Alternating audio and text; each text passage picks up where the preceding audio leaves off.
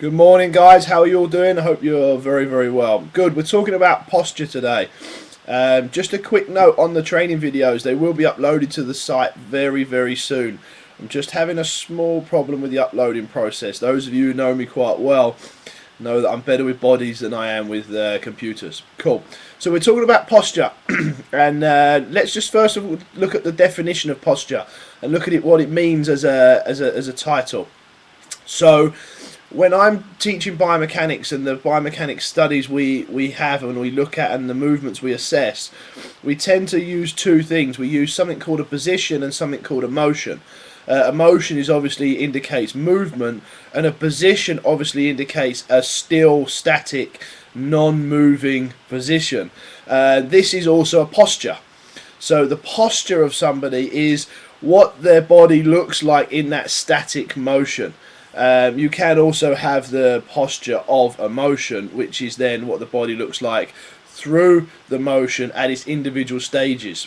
So primarily the posture indicates a static position, and that in itself is the problem.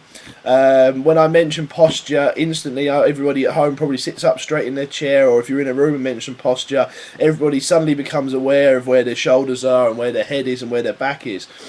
And yes, we're taught and yes, we're told that that neutral spine, that perfect position, is how we should have our backs. Well, it is how we should have our backs if we want to look good. It's the posture for looking good, looking confident, and being able to assert yourself in different situations is a lot to do with the posture you have. But in terms of injury and in terms of when the spine shuts down and the spine starts to hurt, or low back pain or neck pain or shoulder pain, these things that irradiate from spinal pain. In fact, the killer is the posture. The killer is sitting down in the same position for many, many periods of time, or for that note, standing in the same position for many, many times. There isn't a right way to sit.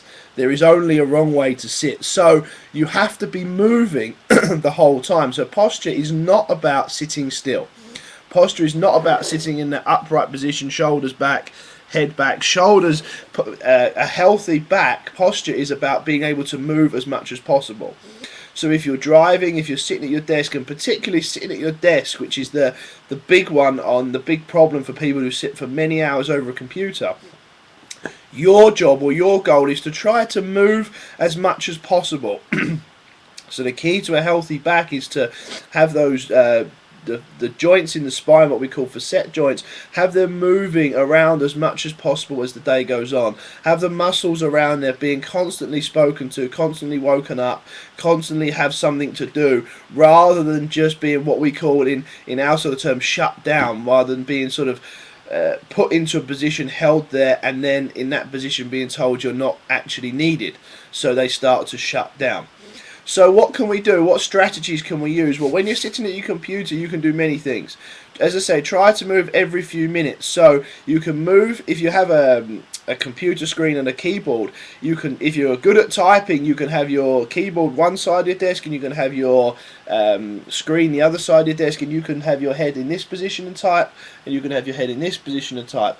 You can raise your screen so you have to look up for a period. You can have your screen down so you have to look down for a period. They're the things you can do for your neck. You can also take to the side, and you can also take to the side. Now for your middle back, what you can do is you can actually lean to the side slightly, have your head straight and type, lean to the other side, have your head straight and type. And you can also have your head with the shoulders this way, with the shoulders this way. You can also rotate in your chair here, and then keep your head facing forward to a screen that's in front of you here, and then rotate your body underneath and try to type. For that one, you need to actually not be able to see the keyboard to type, so that's probably for the more advanced typists.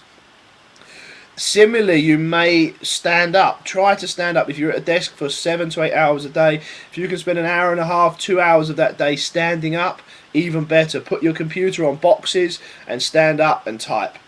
Whilst you're standing up, again, just be moving. Wiggle your hips, move your hips around as much as possible. Take small steps forward, small steps back while you're typing, small steps to the side. If the phone rings, make sure you get up and maybe take the call standing up. You maybe look a little silly in the office, but these are all ways to offload stress and pressure on your lower back. Okay, so the key to posture and the key to having no pain is not to be in a particular posture. Any posture, even the one that's described as perfect, will cause you problems if you're in there for prolonged periods of time.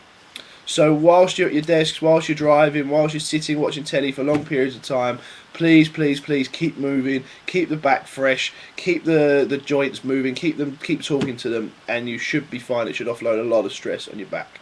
More to come on posture soon. If you've seen this video through YouTube, please log into my Facebook page, Phil Sander Mansfield, and come and interact with us and see what else we have there for you. Good. Have a wonderful day, guys.